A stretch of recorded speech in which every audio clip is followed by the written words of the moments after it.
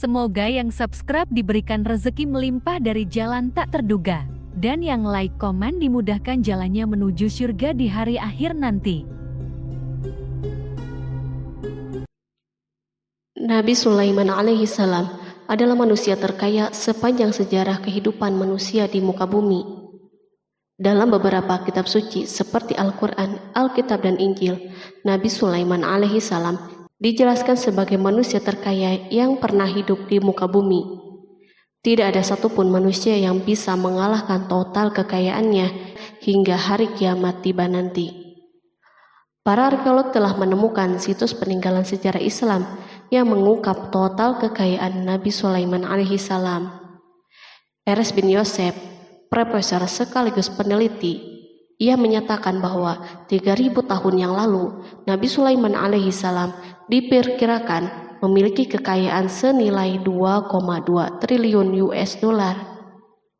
Apabila dikonversikan dengan nilai mata uang hari ini, dan jika dirupiahkan, nilainya setara dengan 32.891.870 triliun rupiah. Nabi Sulaiman memiliki beberapa mukjizat, di antaranya adalah dapat berbicara dengan bahasa binatang. Beliau dapat memerintah mereka untuk melakukan sesuatu. Beliau juga dapat mengendalikan besar kecilnya tekanan angin dan dapat mengatur ke arah mana angin akan berhembus. Sehingga dengan itu, Nabi Sulaiman dapat memanfaatkan angin sebagai kendaraannya dan juga kendaraan tentaranya. Nabi Sulaiman juga bisa melunakkan besi dan membentuknya menjadi pakaian perang yang anti tusukan senjata tajam. Nabi Sulaiman juga memimpin para jin. Mereka tunduk dan patuh pada perintah Nabi Sulaiman. Tidak hanya itu, setan dan iblis laknatullah yang merupakan makhluk pembangkang dapat dibuat tunduk bertekuk lutut pada perintah-perintah Nabi Sulaiman. Nabi Sulaiman bisa melakukan teleportasi, yaitu berpindah dari suatu tempat ke tempat yang lain dalam waktu singkat. Peristiwa tersebut dibuktikan dengan pemindahan singgasana Ratu Balqis atas perintah Nabi Sulaiman. Nabi Sulaiman juga dikenal sebagai raja yang adil dan bijaksana. Nabi Sulaiman diberkahi kecerdasan yang luar biasa untuk menyatupadukan segenap kekuatan yang Allah berikan kepadanya. Ia mengelola dan membawa kerajaannya menjadi kekuatan raksasa yang tak terkalahkan di masanya dengan segenap kemampuan yang dimilikinya. Tentara Nabi Sulaiman adalah tentara terkuat di bumi tanpa ada yang menandinginya. Pertanyaan dasar yang muncul kali ini adalah dari mana sumber kekayaan dan kekuatan Nabi Sulaiman alaihi salam? Sebelum saya melanjutkan, mohon bantu channel ini untuk terus berkembang dengan cara subscribe dan nyalakan tanda loncengnya. Berikan komentar yang positif dan berikan like serta share video ini. Semoga semua itu menjadi nilai amal jariah karena telah membantu mensiarkan kisah-kisah Islam pada masyarakat Islam dan dunia. Bismillahirrahmanirrahim. Sungguh kami benar-benar telah menganugerahkan ilmu kepada Daud dan Sulaiman. Keduanya berkata, segala puji bagi Allah yang melebihkan kami dari kebanyakan hamba-hambanya yang mukmin.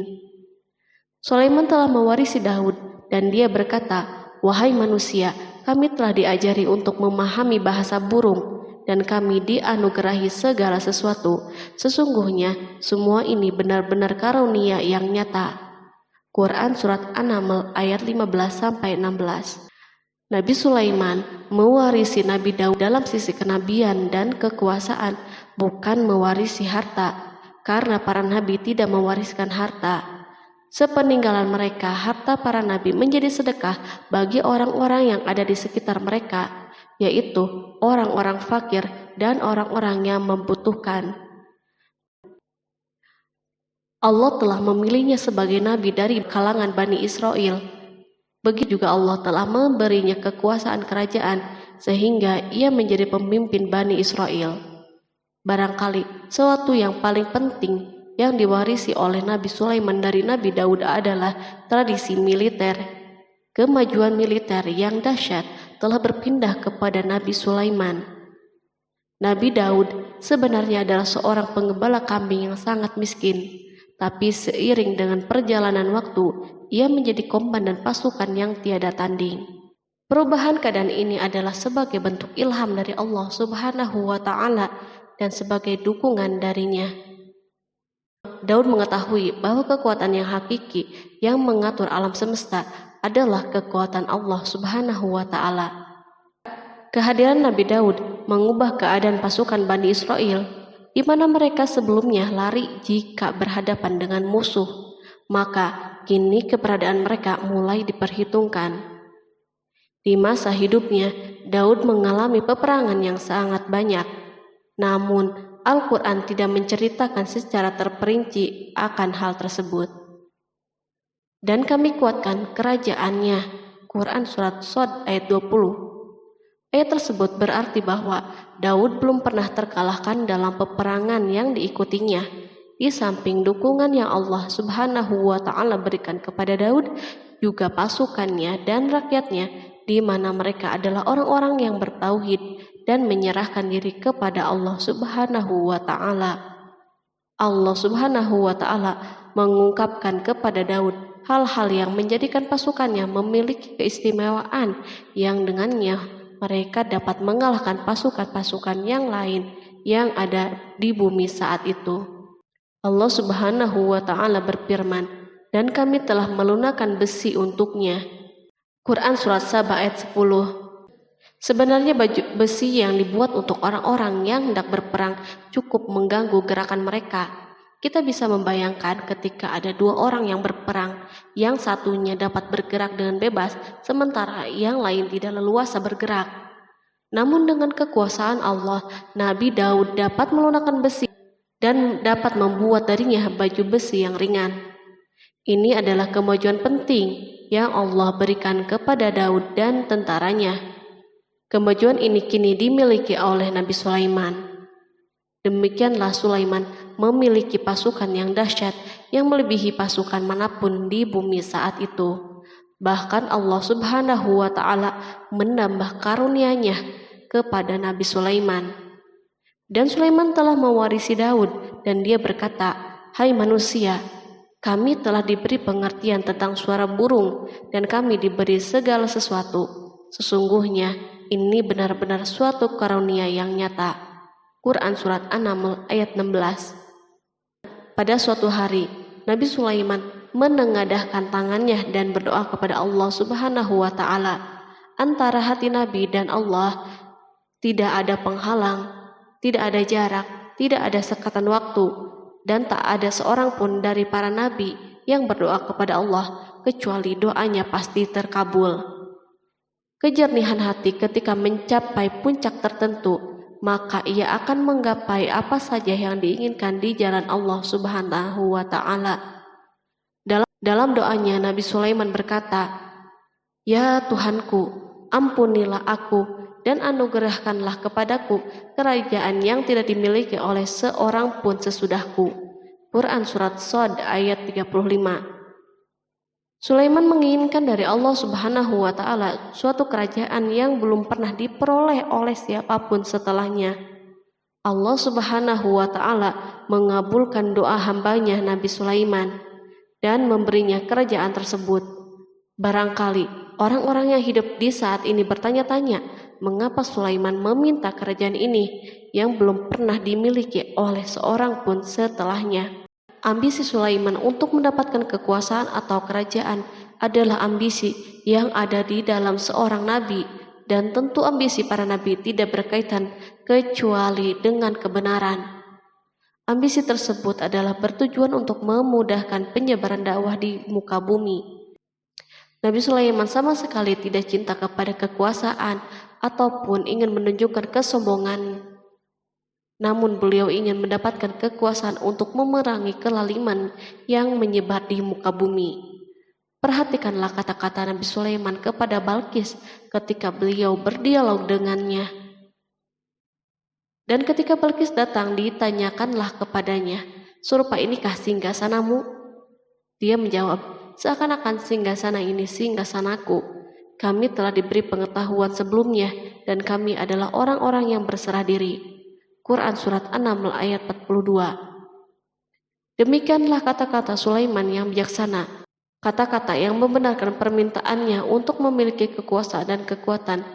Sulaiman telah mengerahkan semua kemuliaan dan kekuasaannya dalam rangka menegakkan agama Allah Subhanahu wa Ta'ala dan menyebarkan Islam. Nabi Sulaiman mewarisi kekuasaan, kenabian, hikmah ilmu dari Daud. Orang-orang menyebut Sulaiman Al-Hakim atau Sulaiman yang bijaksana. Kebijaksanaan Nabi Sulaiman tidak terbatas pada keadilannya di tengah-tengah manusia dan kasih sayangnya kepada mereka. Namun kebijaksanaan Sulaiman juga berlaku di kalangan burung dan binatang-binatang lainnya. Nabi Daud juga mengenal bahasa burung, tetapi Sulaiman dapat berbicara dengan bahasa burung. Bahkan ia dapat menjadikannya sebagai pembantunya. Ketika Nabi Daud bertasbih, maka gunung-gunung dan burung-burung serta binatang buas pun ikut bertasbih bersamanya. Bahkan angin pun berhenti untuk mendengar tasbih ini. Sedangkan Nabi Sulaiman, Allah Subhanahu wa Ta'ala memberinya karunia lebih dari itu, di mana binatang-binatang buas tunduk padanya, begitu juga angin dan burung. Allah Subhanahu wa Ta'ala berfirman, dan sesungguhnya kami telah memberi ilmu kepada Daud dan Sulaiman, dan keduanya mengucapkan, segala puji bagi Allah yang melebihkan kami dari kebanyakan hamba-hambanya yang beriman.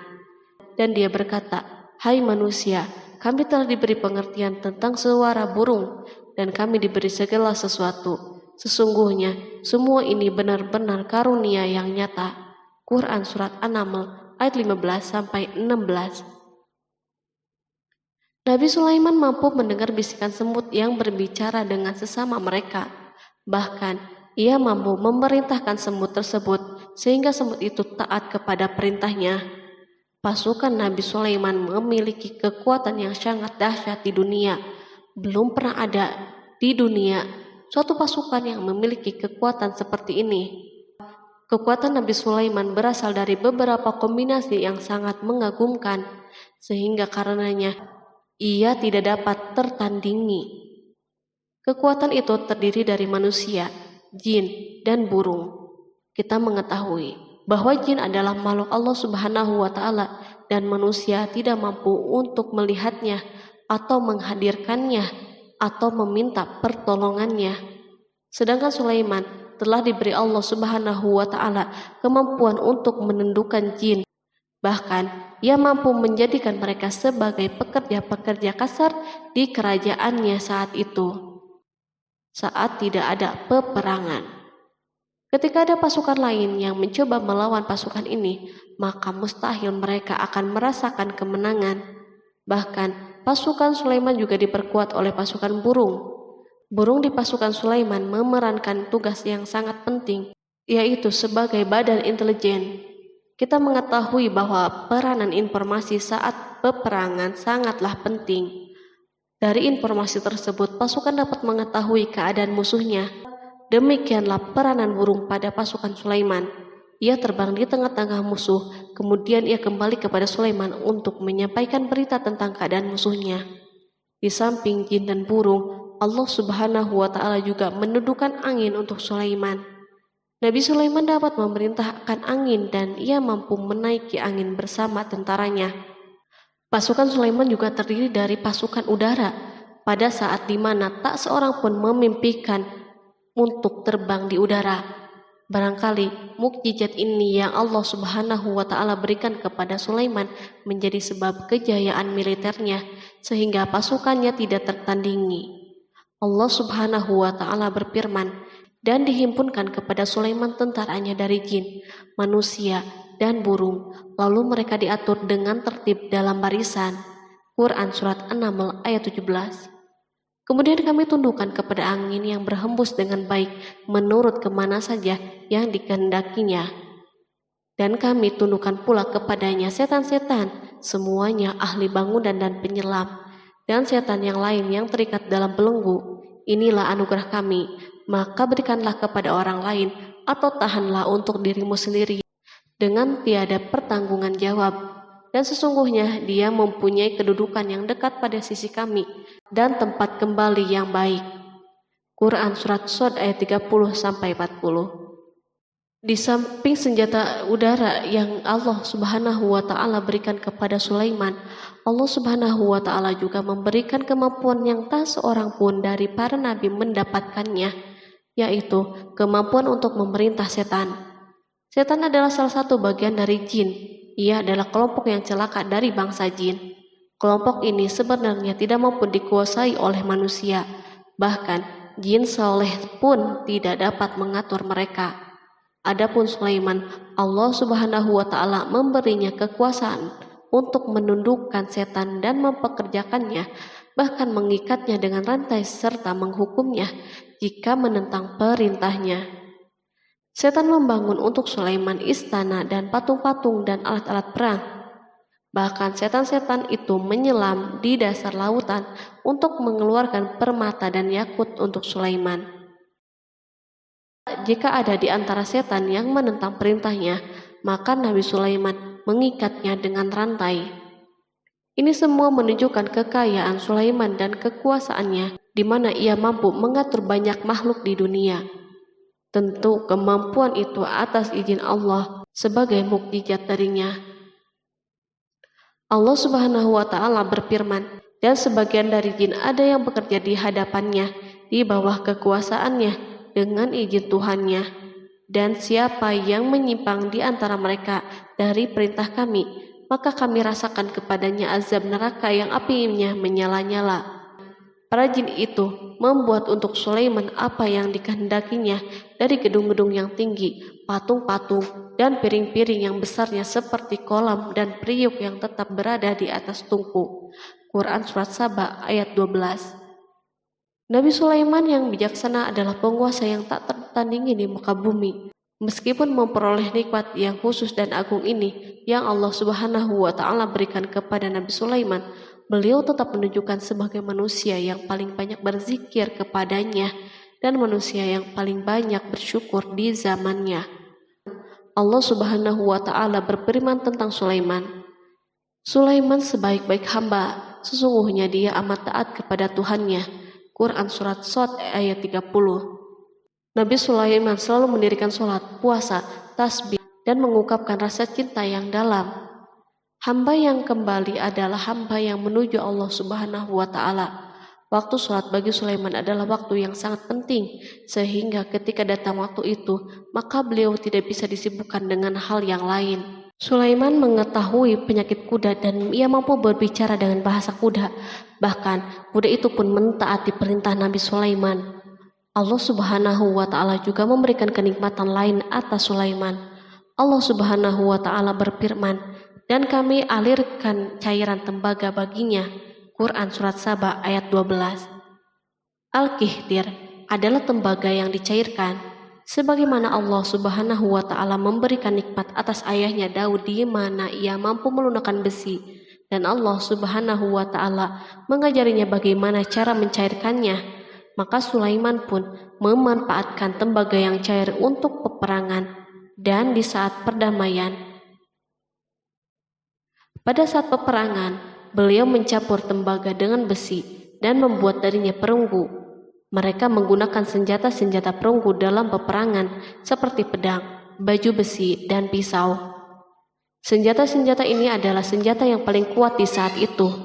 Sedangkan di saat perdamaian, tembaga digunakan untuk membuat bangunan, patung, dan sebagainya. Meskipun Nabi Sulaiman mendapatkan nikmat yang besar dan karunia yang khusus, Allah Subhanahu wa Ta'ala mengujinya dengan suatu ujian yang akan selalu datang pada seorang hamba. Ketika hamba itu mendapatkan kedudukan yang besar, maka ujiannya pun menjadi besar. Allah Subhanahu wa Ta'ala menguji Sulaiman dengan penyakit. Allah Subhanahu wa Ta'ala berfirman, dan sesungguhnya kami telah menguji Sulaiman dan kami jadikan dia tergeletak di atas kursinya sebagai tubuh yang lemah karena sakit. Kemudian ia bertaubat.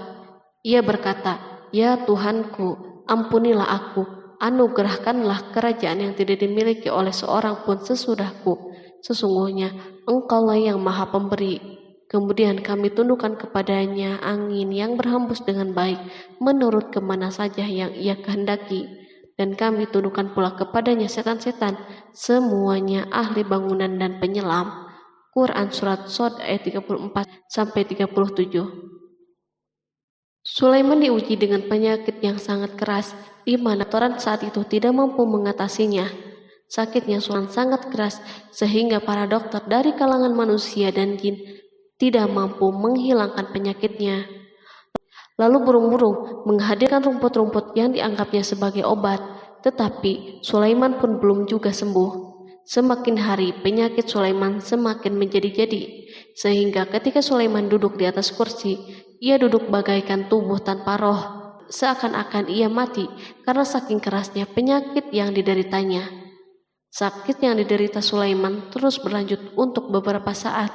Namun Sulaiman tidak henti-hentinya berzikir kepada Allah Subhanahu wa Ta'ala dan meminta kesembuhan kepadanya, serta beristighfar kepadanya, serta mengungkapkan rasa cintanya kepada Allah Subhanahu wa Ta'ala. Selesailah ujian Allah Subhanahu wa Ta'ala terhadap hambanya Sulaiman. Beliau pun sembuh.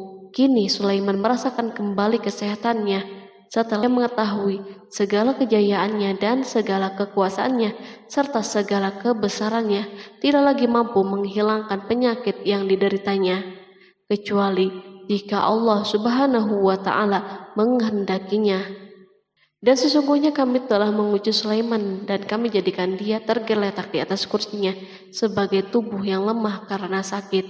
Quran Surat Shod ayat 34. Kata jasad dalam bahasa Arab diungkapkan atas sesuatu yang kehilangan kehidupan atau kesehatan. Nabi Sulaiman telah membangun masjid atau tempat beribadah sehingga manusia menyembah Allah Subhanahu wa Ta'ala di dalamnya. Rumah ini menunjukkan keunggulan seni arsitektur dan seni pahat. Orang-orang yang membangun rumah ini berjumlah puluhan ribu orang. Tentu setiap kelompok dari mereka memiliki pekerjaan masing-masing. Di antara mereka ada yang mencairkan tambang, ada yang menjadi tukang pahat, ada yang membelah batu, ada yang memotong-motong kayu, ada yang mendatangkan rumput-rumput dari Libanon, dan ada yang melelehkan emas dan menjadikannya lempengan-lempengan yang mengkilat untuk menutupi kayu dan menutupi dinding. Bahkan golongan jin membantu pembangunan rumah tersebut, tentu dengan perintah dan bimbingan Nabi Sulaiman. Mereka membuat patung-patung yang besar dan membuat bejana yang besar untuk tempat makanan para tentara dan pekerja, yaitu bejana seperti gunung karena saking beratnya dan besarnya. Mereka juga membuat tempat-tempat minum yang besarnya seperti kolam. Sulaiman mengawasi para pekerjanya dan juga mengurusi masyarakatnya, di mana beliau mengenali problem mereka dan berusaha memecahkannya. Beliau juga mengawasi pasukannya dari kalangan binatang dan burung. Beliau mengetahui apakah ada satu dari mereka yang tidak hadir, kemana ia pergi, serta mengapa ia pergi.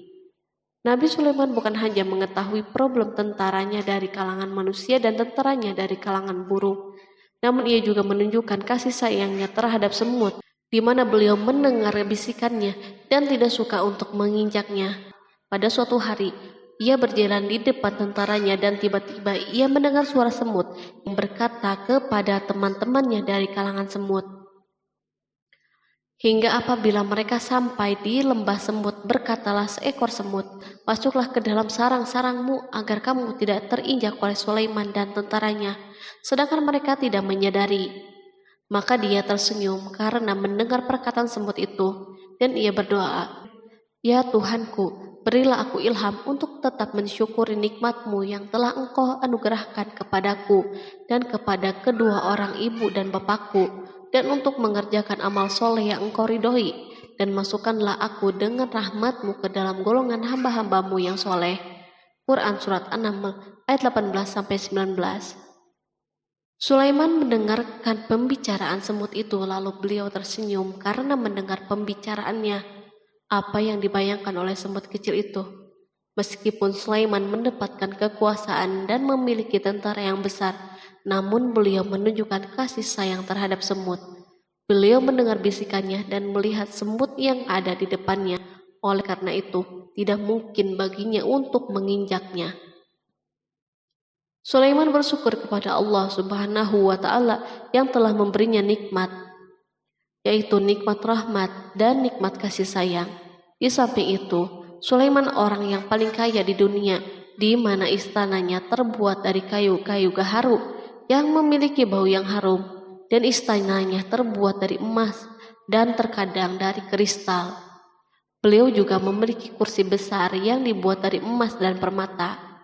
Istana Sulaiman merupakan istana yang paling besar di dunia. Sulaiman menggunakan pakaian dari emas dan permata. Meskipun demikian, Sulaiman tetap menunjukkan sebagai hamba yang berserah diri dan rendah diri kepada Allah Subhanahu wa Ta'ala dan kepada manusia.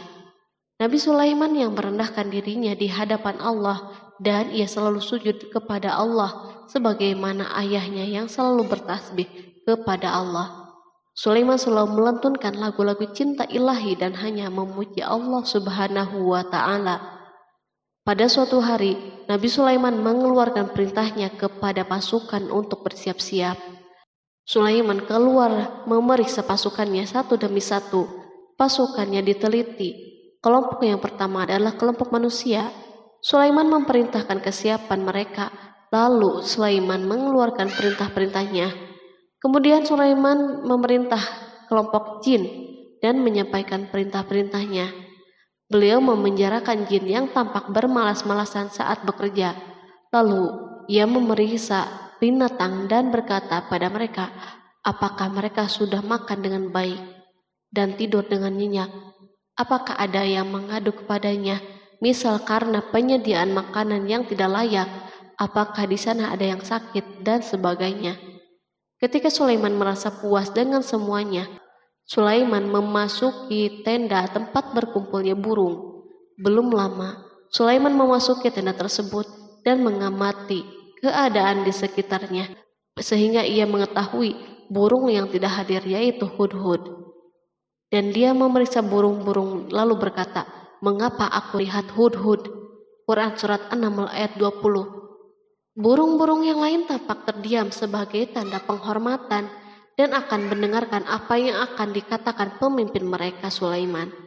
Beliau mengarahkan pandangannya kepada semua burung dan tidak menemukan hudhud di antara mereka. Tak seekor burung pun yang mengetahui keberadaannya. Sulaiman mulai menampakkan kemarahannya. Apakah dia termasuk yang tidak hadir? Quran Surat An-Naml ayat 20. Tiba-tiba seekor burung kecil memberanikan diri untuk berkata kepada Sulaiman, wahai Nabi yang mulia, seharusnya hudhud ada bersamaku kemarin untuk melaksanakan tugas penyelidikan. Ia adalah pemimpin misi itu, namun hudhud belum datang. Oleh karena itu, aku tidak pergi bersamanya. Burung itu tampak gemetar ketakutan. Sulaiman mengetahui bahwa hudhud tidak hadir dan tak seorang pun mengetahui kepergiannya. Hudhud pergi tanpa terlebih dahulu meminta izin kepada Sulaiman dan tidak memberitahu di mana keberadaannya. Dalam keadaan marah, Sulaiman berkata, sesungguhnya aku benar-benar akan mengazabnya dengan azab yang keras atau benar-benar menyembelihnya, kecuali ia benar-benar datang kepadaku dengan alasan yang jelas. Quran Surat An-Naml ayat 21. Kawanan burung mengetahui bahwa Sulaiman sedang marah dan telah menetapkan untuk menyembelihnya atau justru memaafkannya dengan syarat ia datang dengan membawa alasan yang dapat menyelamatkannya. Atau dengan kata lain, hudhud dapat memastikan bahwa ia melaksanakan tugas yang penting. Sulaiman menunjukkan kemarahan yang besar sehingga siapapun akan merasa takut ketika melihat Sulaiman marah. Meskipun beliau terkenal dengan kasih sayangnya, namun kemarahannya karena membela kebenaran. Kemudian beliau dapat melaksanakan ancamannya dengan cara yang mudah. Seekor burung tampak gemetar ketakutan melihat kemarahan Sulaiman. Lalu beliau mengeluarkan tangannya ke burung itu dan memegang-megang kepalanya, sehingga burung itu pun merasa tenang dan rasa takutnya hilang. Sulaiman pergi dari tenda burung itu dan menuju istananya. Sulaiman masih memikirkan keadaan hudhud. Seharusnya hudhud menjadi bagian penting dari badan intelijen. Apakah ia pergi untuk menyingkap sesuatu, atau apakah ia pergi hanya untuk bermain-main? Sulaiman telah memperhatikan dan mengetahui bahwa Hudhud adalah seekor burung yang cerdik dan juga fasih berbicara. Terkadang Sulaiman mendapati Hudhud sedang bermain-main dan menunda pekerjaannya. Sulaiman melihatnya dan Hudhud memahami bahwa ini tidak benar, sebab ia tidak boleh mencampur adukan antara waktu serius dan waktu bermain. Akhirnya, tidak lama setelah kepergiannya, Hudhud tiba di tenda burung. Burung-burung yang lain berkata kepadanya, "Pergilah engkau ke tempat tuan kita Sulaiman.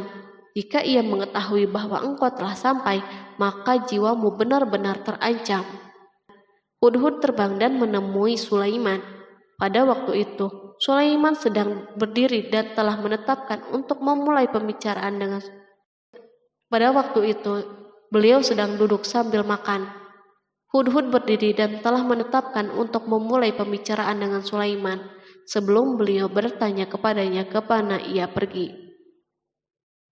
Ini sebagai bukti bahwa ia melaksanakan tugas penting.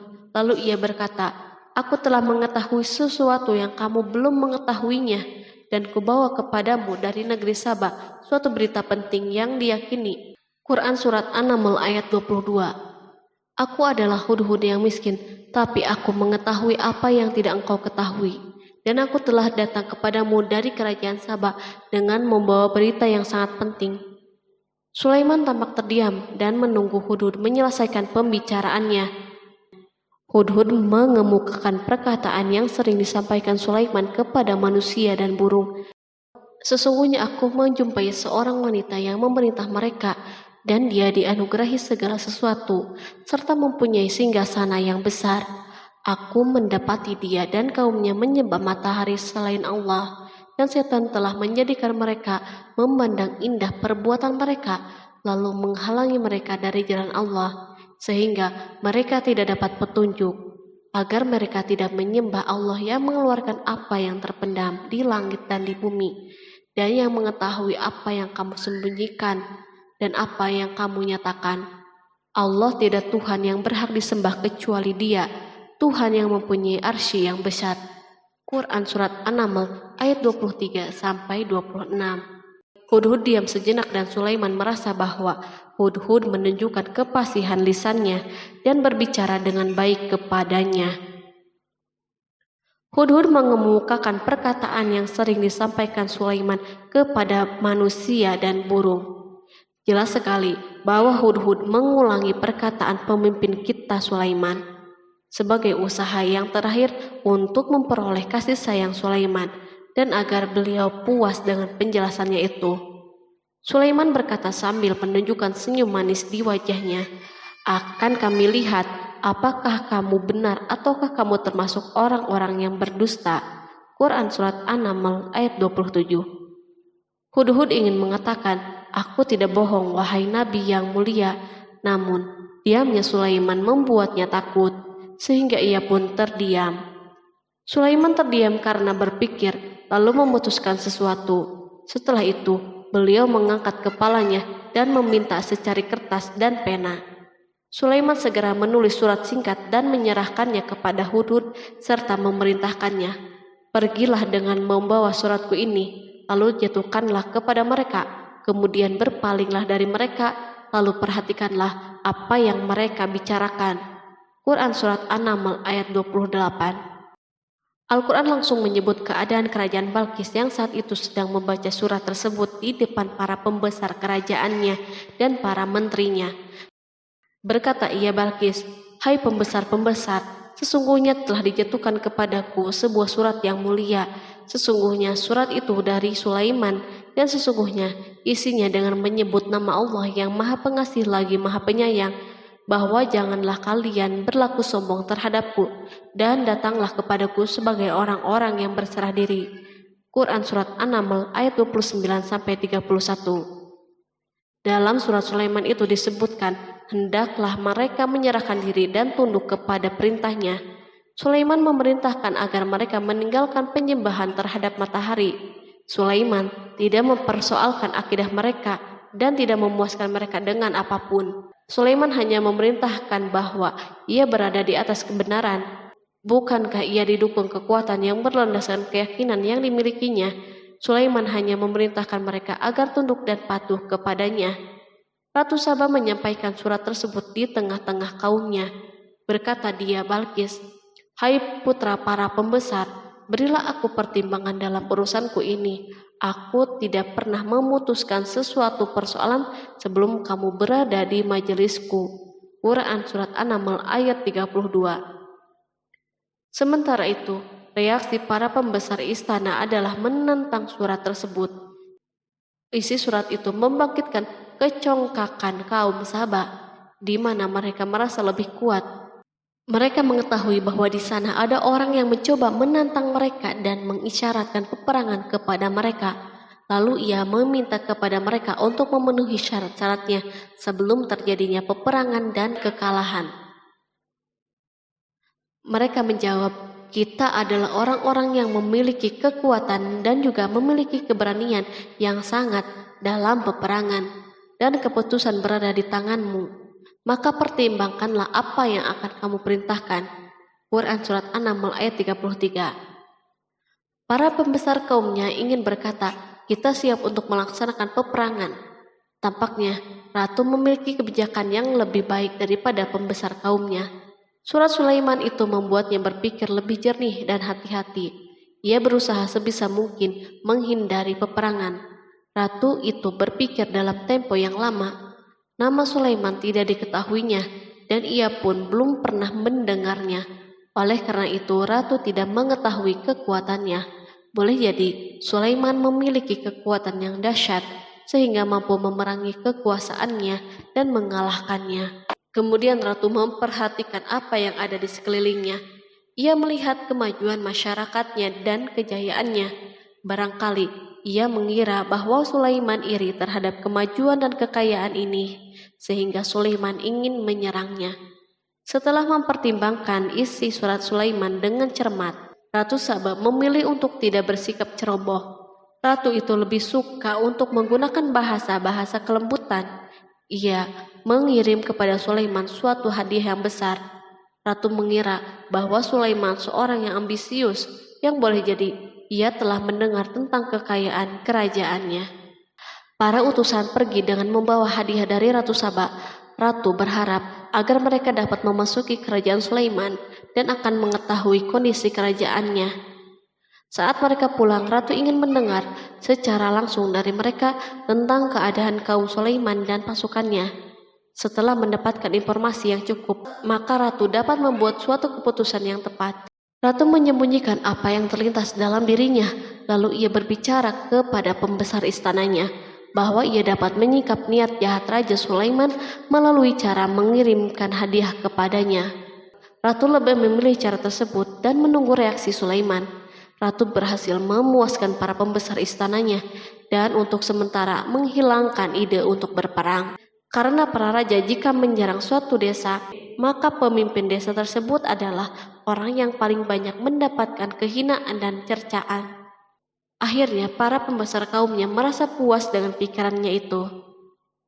Allah Subhanahu wa Ta'ala berfirman, Dia berkata, "Sesungguhnya raja-raja apabila memasuki suatu negeri, niscaya mereka membinasakannya dan menjadikan penduduknya yang mulia menjadi hina, dan demikian pula lah yang akan mereka perbuat.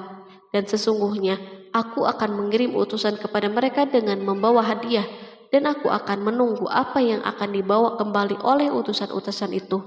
Quran Surat An-Naml ayat 34-35. Kemudian sampailah hadiah Ratu Balkis kepada Nabi Sulaiman. Para badan intelijennya memberitahunya bahwa para utusan Balkis datang dengan membawa hadiah. Sulaiman langsung mengetahui bahwa ratu itu sengaja mengirim orang-orangnya untuk mengetahui atau mendapatkan informasi tentang kekuatannya. Lalu setelah itu, ia mengambil keputusan atau sikapnya kepada Sulaiman. Sulaiman segera memanggil semua pasukannya untuk berkumpul. Utusan Balkis segera memasuki istana Sulaiman yang dipenuhi dengan pasukan besar yang bersenjata. Tiba-tiba, utusan Balkis tampak tercengang ketika melihat kekayaan mereka dan harta mereka yang tidak ada apa-apanya dibandingkan dengan kerajaan Sulaiman. Hadiah mereka tampak tidak berarti. Emas yang mereka bawa tampak tidak berarti saat mereka memasuki istana Sulaiman yang terbuat dari kayu-kayu pohon gaharu yang mengeluarkan bau yang harum serta dihiasi dengan emas. Para utusan Balkis berdiri bersama Sulaiman dan menyaksikan bagaimana Sulaiman mengendalikan pasukannya. Kemudian mereka mulai berpikir tentang kekuatan dan kualitas pasukan Sulaiman. Betapa kagetnya mereka ketika melihat di tengah-tengah pasukan itu terdapat singa, burung, dan tentara dari kalangan manusia yang mampu terbang. Mereka pun sadar bahwa mereka dihadapkan pada pasukan yang tiada taranya. Selesailah demonstrasi pasukan Sulaiman. Kemudian para utusan itu dipersilahkan maju ke tempat hidangan makanan. Para utusan itu sangat terkejut ketika melihat berbagai macam makanan dari penjuru bumi ada di depannya. Dan di antara makanan itu pun terdapat makanan yang biasa ditemukan di negeri mereka. Tetapi mereka melihat bahwa makanan itu memiliki rasa yang istimewa. Selain itu, piring-piring yang ada di depan mereka dan dijadikan tempat makanan terbuat dari emas dan mereka dilayani oleh laki-laki yang berhias dengan emas. Ratu mereka pun tidak mengenakan hiasan itu. Di meja makan terdapat burung, ikan laut, dan berbagai macam daging yang mereka tidak mampu lagi membedakannya. Sulaiman tidak makan bersama mereka, tetapi beliau makan dengan menggunakan piring yang terbuat dari kayu. Beliau memakan roti yang kering yang dicampur dengan minyak. Inilah makanan yang dipilihnya. Sulaiman makan bersama mereka dalam keadaan diam. Mereka merasa bahwa kehadiran Sulaiman menciptakan suatu kewibawaan yang luar biasa. Selesailah jamuan makanan itu. Lalu dengan sangat malu mereka menyerahkan hadiah Ratu Balkis kepada Sulaiman. Hadiah itu berupa emas, yang bagi mereka hadiah itu sangat bernilai. Tetapi di sini hadiah ini tampak kecil di hadapan kekayaan yang sangat mengagumkan. Sulaiman memperhatikan hadiah ratu itu dan berkata, maka tatkala utusan itu sampai kepada Sulaiman, Sulaiman berkata, apakah patut kamu menolong aku dengan harta? Maka apa yang diberikan Allah kepadaku lebih baik daripada apa yang diberikannya kepadamu. Tetapi kamu merasa bangga dengan hadiahmu. Quran Surat An-Naml ayat 36. Raja Sulaiman menyingkap dengan kata-katanya yang singkat itu penolakannya terhadap hadiah mereka. Ia memberitahu utusan itu bahwa ia tidak menerima hadiah tersebut. Ia tidak merasa puas dengan hadiah itu. Yang membuatnya puas hanya, janganlah kalian berlaku sombong terhadapku dan datanglah kepadaku sebagai orang-orang yang berserah diri. Lalu Sulaiman kembali berkata dengan pelan, kembalilah kepada mereka.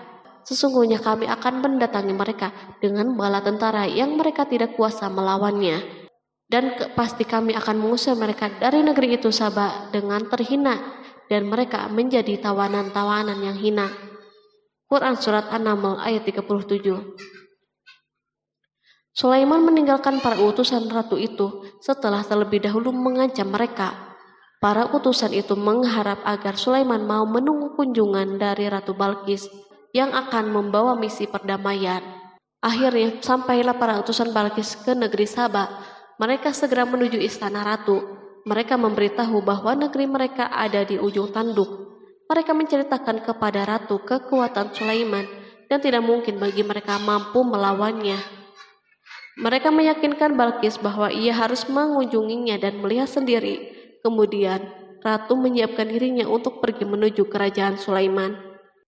Sulaiman duduk di kursi kerajaan di tengah-tengah para pembesarnya dan para menterinya, serta para komandan pasukan. Sulaiman mengetahui bahwa Balkis menuju tempatnya. Balkis dikelilingi rasa takut. Sulaiman berpikir sejenak tentang bagaimana matahari disembah. Ia memikirkan bagaimana informasi yang diterima badan intelijennya tentang kemajuan kerajaan Balkis dalam bidang kesenian dan ilmu pengetahuan. Sulaiman bertanya kepada dirinya sendiri, apakah kemajuan menjadi penghalang untuk mengetahui kebenaran? Apakah ratu itu gembira dengan kekuatan yang dicapainya? Dan ia membayangkan bahwa kekuatan adalah segalanya. Dengan kemajuan yang dimilikinya, Sulaiman ingin membuat kejutan agar ratu mengetahui bahwa Islam yang diyakini oleh Sulaiman adalah satu-satunya yang mampu mendatangkan kemajuan dan kekuatan yang hakiki. sehingga ia dapat membandingkan antara keyakinannya dalam menyembah matahari beserta kemajuan yang dicapainya dan keyakinan Sulaiman juga beserta kemajuan yang diraihnya. Para intelijen Sulaiman telah memberitahunya bahwa hal yang sangat disegani dan dikagumi oleh kaum Balkis adalah singgasana Ratu Balkis. Singgasana itu terbuat dari emas dan batu mulia. Singgasana tersebut dijaga oleh para penjaga yang sangat disiplin, di mana mereka tidak pernah lalai sedikit pun. Oleh karena itu, sangat tepat bila Sulaiman menghadirkan singgasananya di sini, di kerajaannya, sehingga ketika ratu tiba, maka ia dapat duduk di atasnya. Sulaiman ingin membuat kejutan kepadanya dan menunjukkan bahwa kemampuannya tersebut yang berlandaskan pada keislamannya. Sulaiman melakukan yang demikian itu dengan harapan agar si ratu tunduk kepadanya. Ide ini terlintas dalam diri Sulaiman, lalu ia mengangkat kepalanya dan menoleh kepada anak buahnya. Berkatalah Sulaiman, "Hai para pembesar, siapakah di antara kamu sekalian yang sanggup membawa singgasananya kepadaku sebelum mereka datang kepadaku sebagai orang-orang yang berserah diri?" Quran Surat An-Naml ayat 38. Perhatikanlah ungkapan pikiran Nabi Sulaiman tersebut. Semua pemikirannya berkisar tentang keislaman para penyembah matahari, tentang bagaimana beliau dapat memberikan petunjuk kepada mereka di jalan Allah. Yang pertama menjawab pertanyaan Sulaiman itu adalah Ifrit dari kalangan jin, yang Allah Subhanahu wa Ta'ala telah menundukkan mereka kepada Sulaiman. Berkatalah Ifrit yang cerdik dari golongan jin, "Aku akan datang kepadamu dengan membawa singgasana itu sebelum kamu berdiri dari tempat dudukmu.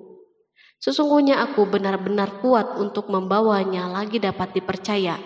Quran Surat An-Naml ayat 39.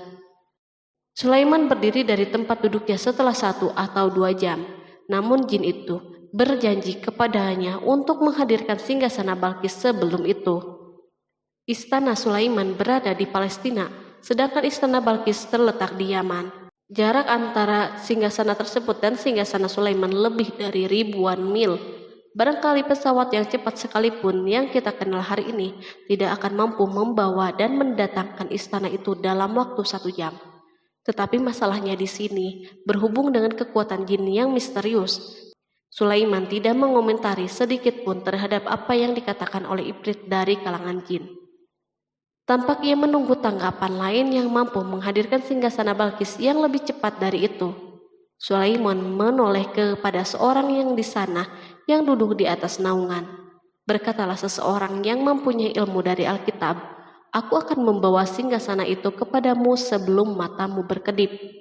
Maka tatkala Sulaiman melihat singgasana itu terletak di hadapannya, ia pun berkata, "Ini termasuk karunia Tuhanku untuk menguji aku, apakah aku bersyukur atau mengingkari akan nikmatnya.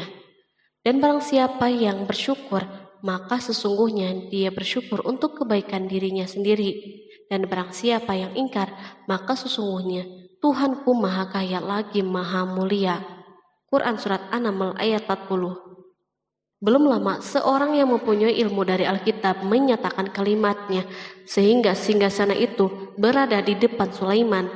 Ia mampu menghadirkan singgasana itu lebih cepat dari kedipan mata, ketika mata itu tertutup dan terbuka. Al-Quranul Karim tidak menyikap kepribadian seorang yang menghadirkan singgasana itu.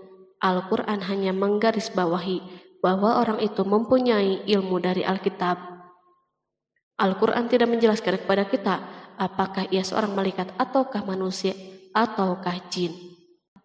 Perhatikanlah tindakan Sulaiman setelah adanya mukjizat ini. Beliau tidak merasa kagum terhadap kemampuannya yang luar biasa. Beliau tidak tercengang dengan kekuatannya.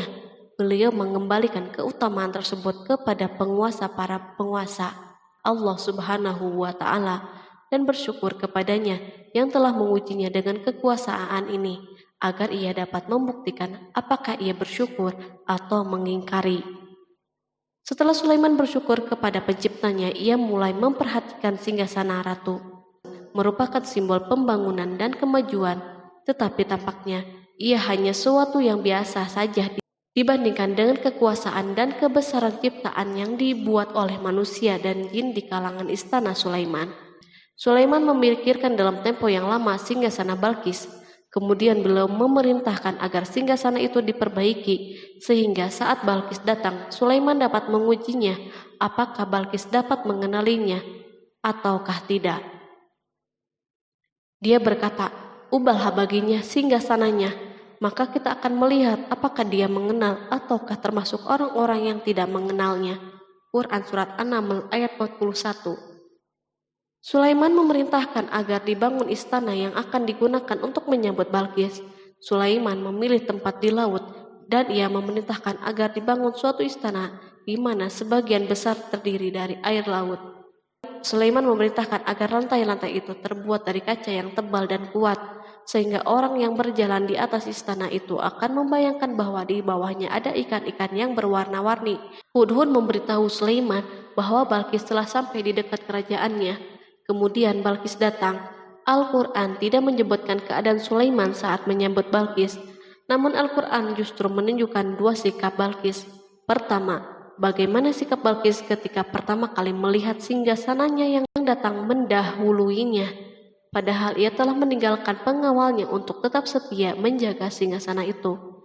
Kedua, keadaan di depan istana yang penuh dengan permata yang berenang di bawahnya ikan-ikan. Dan ketika Balkis datang, ditanyakanlah kepadanya, "Serupa inikah singgasanamu?" Dia menjawab, "Seakan-akan singgasana ini singgasanaku. Kami telah diberi pengetahuan sebelumnya dan kami adalah orang-orang yang berserah diri." Quran Surat An-Naml ayat 42. Ayat tersebut menggambarkan kondisi dialog antara Sulaiman dan Balkis. Balkis melihat singgasananya dan ia tercengang saat mengetahui bahwa itu adalah singgasananya. Namun ia kemudian mulai ragu karena melihat tidak sepenuhnya itu singgasananya. Jika itu benar-benar singgasananya, lalu bagaimana ia datang mendahuluinya? Dan bila bukan singgasananya, maka bagaimana Sulaiman dapat meniru sepersis dan seteliti ini? Sulaiman berkata saat melihat Balkis mengamati singgasananya, "Apakah ini singgasanamu?" Setelah mengalami kebingungan sesaat, Balkis menjawab, "Sepertinya benar." Sulaiman berkata, "Kami telah diberi ilmu sebelumnya dan kami sebagai orang-orang yang muslim." Melalui pernyataan itu, Sulaiman ingin mengisyaratkan kepada Balkis agar ia membandingkan antara keyakinannya beserta ilmu yang dicapainya dan keyakinan Sulaiman yang muslim beserta pengetahuan yang diraihnya. Penyembahan terhadap matahari dan pencapaian ilmu yang dicapai oleh Balkis tampak tidak ada apa-apanya dibandingkan dengan ilmu Sulaiman dan keislamannya. Sulaiman telah mendahulinya dalam bidang ilmu karena keislamannya. Karena itu sangat mudah baginya untuk mengungguli Balkis dalam ilmu-ilmu yang lain. Demikianlah yang diisyaratkan pernyataan Sulaiman kepada Balkis. Ratu Saba itu mengetahui bahwa ini adalah singgasananya, di mana singgasana itu datang lebih dahulu daripada dirinya. Beberapa bagian darinya telah diubah saat Balkis masih berjalan menuju tempat Sulaiman. Ia berpikir kemampuan apa yang dimiliki oleh Nabi Sulaiman. Balkis tercengang melihat apa yang disaksikannya yang merupakan buah dari keimanan Sulaiman dan hubungannya dengan Allah Subhanahu wa Ta'ala. Sebagaimana Balkis tercengang ketika melihat kemajuan dalam bidang pembangunan seni dan ilmu, maka ia lebih kagum lagi saat melihat hubungan yang kuat antara keislaman Sulaiman dan ilmu serta kemajuannya. Dan apa yang disembahnya selama ini selain Allah mencegahnya untuk melahirkan keislamannya, karena sesungguhnya dia terdahulu termasuk orang-orang yang kafir. Bergoncanglah dalam benak Balkis ribuan hal. Ia melihat keyakinan kaumnya runtuh di hadapan Sulaiman. Ia menyadari matahari yang disembahnya merupakan ciptaan Allah Subhanahu wa Ta'ala, di mana dia menggerakkannya untuk hamba-hambanya. Lalu terbitlah matahari kebenaran pada dirinya. Hatinya diterangi oleh cahaya baru yang tidak akan tenggelam seperti tenggelamnya matahari. Masa keislamannya hanya menunggu waktu. Balkis memilih waktu yang tepat untuk mengumumkan keislamannya. Allah Subhanahu wa Ta'ala berfirman, dikatakan kepadanya, "Masuklah ke dalam istana." Maka tatkala dia melihat lantai istana itu, dikiranya kolam air yang besar dan disikapnya kedua betisnya. Berkatalah Sulaiman, Sesungguhnya ia adalah istana yang licin yang terbuat dari kaca. Berkatalah Balqis, "Ya Tuhanku, sesungguhnya aku telah berbuat zalim terhadap diriku, dan aku berserah diri bersama Sulaiman kepada Allah, Tuhan semesta alam." Quran Surat 6 ayat 44. Dikatakan kepada Balqis, masuklah ke dalam istana. Ketika ia masuk, maka ia tidak menyaksikan adanya kaca, tetapi ia melihat air, sehingga ia mengira akan bersinggungan dengan air laut. Lalu ia menyingkap sedikit bajunya agar bajunya tidak basah. Sulaiman mengingatkannya tanpa melihat agar tidak khawatir terhadap pakaiannya, karena pakaiannya tidak akan basah sebab di sana tidak ada air. Ia sekedar kaca yang halus yang saking halusnya hingga tidak tampak. Pada kesempatan itulah Balqis mengumumkan keislamannya. Ia mengakui kelaliman dirinya dan ia menyatakan penyerahan diri kepada Sulaiman dan kepada Allah Subhanahu wa Ta'ala. Lalu kaumnya pun mengikutinya dan mereka memeluk Islam. Balqis menyadari ia berhadapan dengan penguasa yang terbesar di bumi dan salah satu nabi yang mulia. Untuk pertama kalinya wajah Sulaiman dihiasi dengan senyuman yang menunjukkan kepuasannya sejak Balqis mengunjunginya. Demikianlah Sulaiman mewujudkan kejayaannya yang hakiki dan menyebarkan cahaya Islam di muka bumi. Al-Quran tidak menyebutkan kisah Balqis setelah keislamannya. Para ahli tafsir mengatakan bahwa ia menikah dengan Sulaiman. Selain itu, ada yang mengatakan bahwa ia menikah dengan salah satu orang dekat Sulaiman. Ada juga yang mengatakan bahwa sebagian Raja Habasyah adalah keturunan dari buah perkawinan ini. Sulaiman hidup di tengah-tengah kejayaan dan kemuliaan di muka bumi. Kemudian Allah Subhanahu wa Ta'ala menetapkan kematian baginya. Sebagaimana kehidupan Sulaiman yang berada di puncak kemuliaan dan kejayaan yang penuh dengan keajaiban yang luar biasa, maka kematiannya pun merupakan tanda-tanda kebesaran Allah Subhanahu wa Ta'ala yang penuh dengan keajaiban. Demikianlah bahwa kematiannya sesuai dengan kehidupannya, sesuai dengan kejayaannya. Allah Subhanahu wa Ta'ala berfirman tentang kematian Sulaiman. Maka tatkala kami telah menetapkan kematian Sulaiman, tidak ada yang menunjukkan kepada mereka kematiannya itu kecuali rayap yang memakan tongkatnya. Maka tatkala ia telah tersungkur, tahulah jin bahwa kalau sekiranya mereka mengetahui yang gaib, tentulah mereka tidak akan tetap dalam siksa yang menghinakan. Quran Surat Saba ayat 14.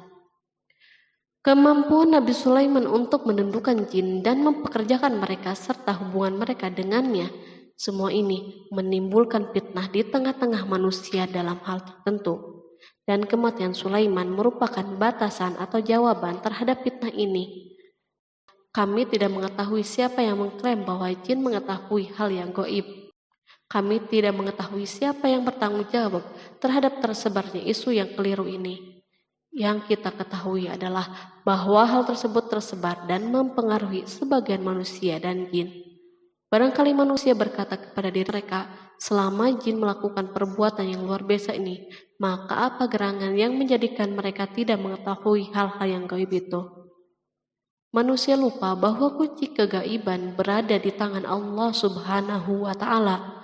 Masalah ilmu gaib tidak akan mampu dikuasai oleh jin, manusia, ataupun para nabi dan semua makhluk. Hanya Dia yang mengetahuinya. Allah Subhanahu wa Ta'ala merencanakan bahwa kematian Sulaiman pun bertujuan untuk menghancurkan pemikiran ini, yaitu pemikiran bahwa jin mengetahui hal yang gaib. Jin bekerja untuk Nabi Sulaiman selama beliau hidup, dan tatkala beliau meninggal, maka tugas mereka menjadi bebas. Nabi Sulaiman meninggal tanpa diketahui oleh jin, sehingga mereka tetap bekerja untuknya. Mereka tetap kepada Sulaiman. Seandainya mereka mengetahui hal yang gaib, niscaya mereka tidak akan meneruskan pekerjaan mereka. Pada suatu hari Sulaiman memasuki mihrabnya untuk itikaf, ibadah dan sholat. Tak seorang pun berani mengganggu khalwat di mihrabnya. Mihrab Sulaiman terletak di puncak gunung dan dindingnya terbuat dari permata. Pada suatu hari, Sulaiman duduk bersandar pada tongkatnya dan ia tampak tenggelam dalam tafakur. Beliau berzikir kepada Allah hingga rasa kantuk menguasainya. Lalu setelah itu malaikat maut menemuinya di mihrabnya. Sulaiman pun meninggal. Beliau bersandar kepada tongkatnya. Jin melihatnya dan mengira bahwa beliau sedang sholat. sehingga mereka pun tetap melanjutkan pekerjaannya.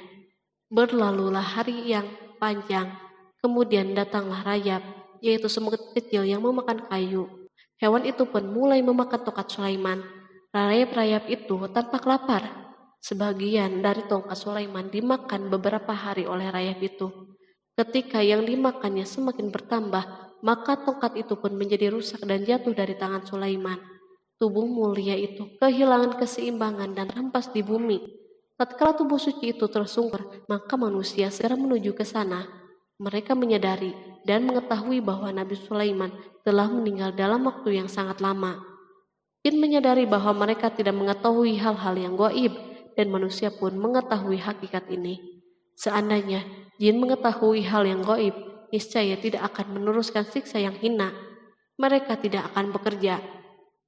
Demikianlah Nabi Sulaiman meninggal dalam keadaan duduk dan sholat di mihrabnya. Lalu berita itu tersebar bagaikan api di bumi. Manusia, burung dan binatang buas mengantarkan jenazah Nabi Sulaiman. Sekawanan burung tampak sedih dan menangis.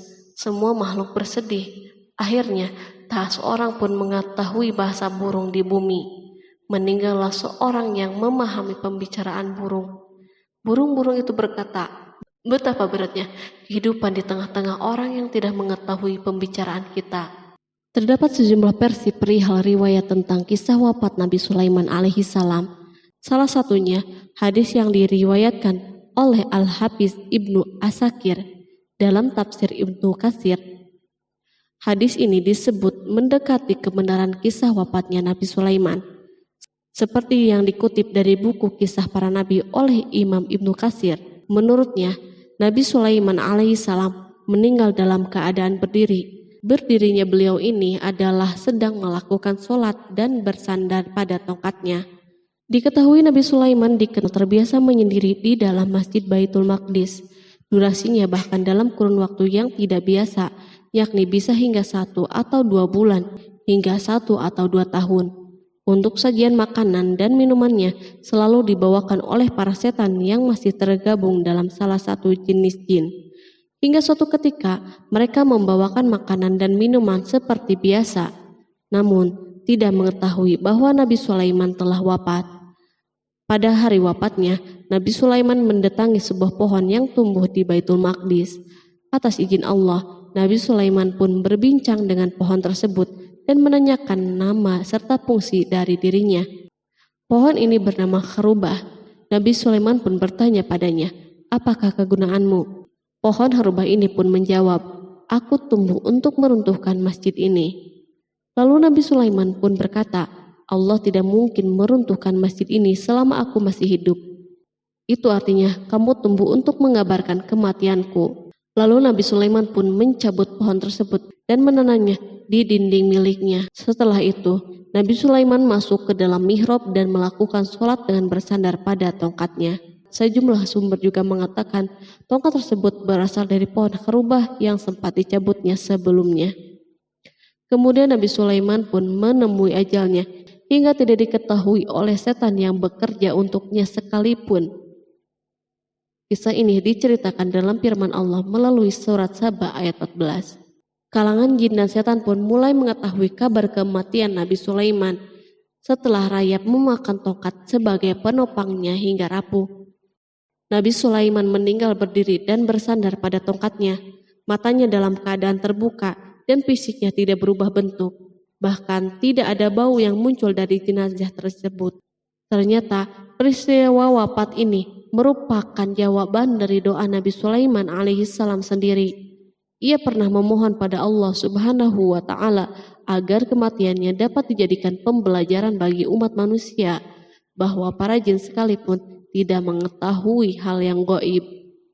Bahkan mereka pun tidak mengetahui kapan mereka akan menemui ajal dan mendapatkan rezeki. Untuk itu, kisah Nabi Sulaiman yang meninggal dalam keadaan berdiri ini diharapkan menjadi pesan agar manusia tidak menjadikan setan, iblis, atau bangsa jin sebagai tempat menyembah atau teman mereka. Wallahu a'lam bishawab.